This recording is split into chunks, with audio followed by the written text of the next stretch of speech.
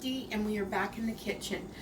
I am getting ready for Valentine's Day to make up little gift packages for some people, and everyone, I did them at Christmas, and everybody loved the cracker candy. I'll put a link in the description for the cracker candy, saltine candy, crack candy, whatever they call it. It's just a layer of saltine crackers with caramel over top, and then you melt chocolate on top of that, and you can put crushed up candy canes or toffee bits on top. Well, I wanted to do something like that for Valentine's Day, but I didn't want it to be the same. I didn't want it to be a repeat. So I came up with this. We've tested it once. I think I'm changing it a little bit. I think this will work better, but I'm going to show you what we're going to need for ingredients.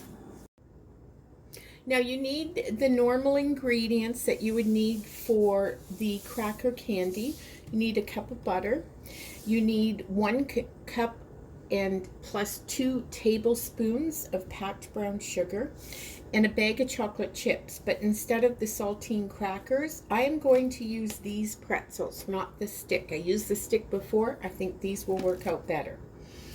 And then on top, instead of having just a few toffee bits, we're gonna go crazy. This is Valentine's Day. This is all about chocolate and decadence. So I have a few, just a few peanut butter mini peanut butter cups. We have Rolos. These were really good on it. These are just chocolate, milk chocolate. I don't know whether I'm going to use all of these, but you could use, the little candy hearts. You can put marshmallows if you want. I've got some Hershey's Kisses, which has to be on there because it's Valentine's Day. I have some Swiss chocolate. These are like M&Ms. You can put Reese's peanut butter. What are they? Reese's Pieces. Reese's Pieces. These are Andes milk chocolate. I have Aerobar caramel bar. These are Reese's Crunchies, which is milk chocolate and peanut butter. You can put nuts on there. The choice is yours. So we're going to get cooking and get this going. I just had to show you. I went through my chocolate drawer. I'm going to give you guys a tour of that one day. And I found some mini Twix and some Kit Kat. And these are caramel coated peanuts. So we're going to try and get as much of this on as we possibly can. So I have about a 10 by 15, so jelly roll pan kind of thing. And I have put tin foil on it, and I have buttered it, and I'm setting it aside, getting it ready for the caramel. And I've got my butter in the pot, and it's melting just on low heat. We're just going to melt. We don't want it to brown or anything like that. We're just going to let that completely melt. This is almost completely melted, and I forgot to tell you, I have my oven preheating at 350 degrees. And this looks just about done. So now it's time to just put in the brown sugar. And you're going to mix that around. And you want the brown sugar to completely melt into this. And you're just going to continue heating it at almost medium. Mine goes up to maybe, I don't know, I have minimum and then 1 through 8, and I keep it about between 3 and 4. And you're going to notice at first that the sugar doesn't seem to incorporate into the butter. It eventually will. Generally, it starts to happen once it reaches the boiling point, and that's what we're aiming for. So we're just going to continue stirring slowly. We don't want anything to stick to the bottom until this reaches the boiling point. Once it gets to a rolling boil, and that means when you stir it, it continues to boil. It doesn't stop boiling. You're going to set a timer for 3 minutes. Continue stirring that entire 3 minutes.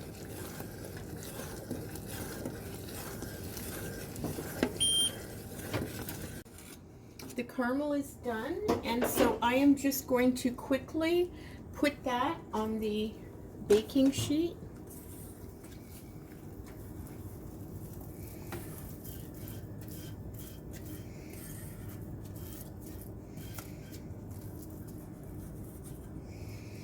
Now you want to work kind of quickly here.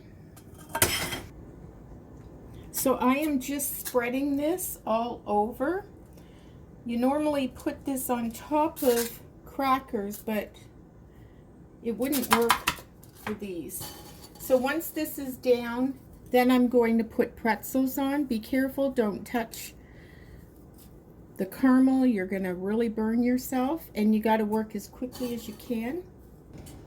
Okay, I am just going to pat these down, and then I am going to pop them in a 350-degree Fahrenheit oven. And I'm going to keep this in for about 5 minutes. Now I had this for exactly 5 minutes. As you can see, the caramel went up all over the pretzels. And now we're just going to take the chocolate chips and we're going to put them evenly over the caramel.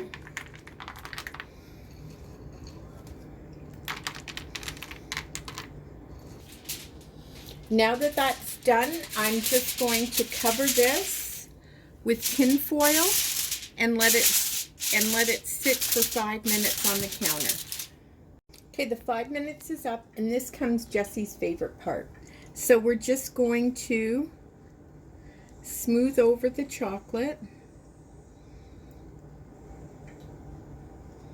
and completely cover up all of that pretzel and caramel.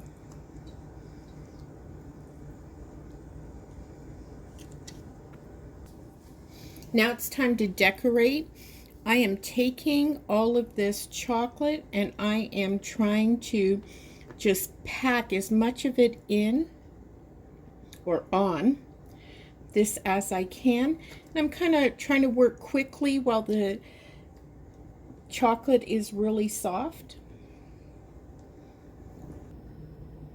Okay, we fit a little bit of everything on there, and what I'm going to do is cover this up and refrigerate until firm. Just a word of caution, if you were going to focus on this one right here, don't try and move the chocolate at all, because if you put something too close, the chocolate will only maintain its shape as long as you don't touch it. So if you put it in and firm it up, it'll be fine. So just don't move them around too much. Let's get this in the fridge and get them solid. And we are back. A couple of things about this recipe. One is if covering it with foil will, you know, if you have Hershey's Kisses or something that's tall, it'd smush them. You don't have to put tin foil on top of it. And the second is if you forget it overnight, like I did, that's okay too. About every third batch of this type of thing I make, I always forget about it because I usually make it in the evening. So this is the next day, and this is it. Does it not look absolutely amazing? Now keep in mind, you can gear this to individual people and putting all their favorite chocolates on it. It doesn't matter which ones you use, just fill it up as much as you possibly can. And so the thing I'm just going to do is I'm just going to pull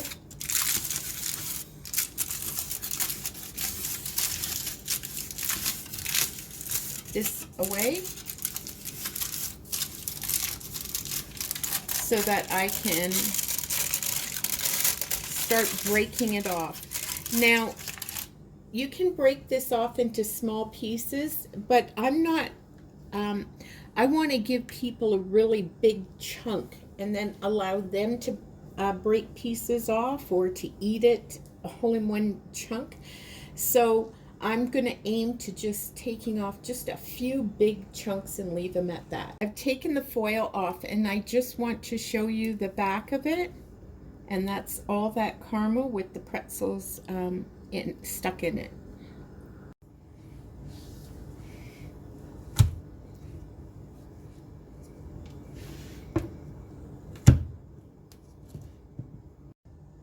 So these broke cleanly into 6 large pieces, and I'm going to keep them like that and wrap them. One of the things you can do is when you're putting the chocolates on, if you want something different, is like this entire piece could be nothing but one type of chocolate bar. So each piece is a different type of chocolate bar. These are great for any time of the year, birthday parties, Christmas, and Valentine's Day, Easter as well. So thank you very much for watching. Hit that notification bell if you want to be notified of our upcoming videos, and just keep on baking.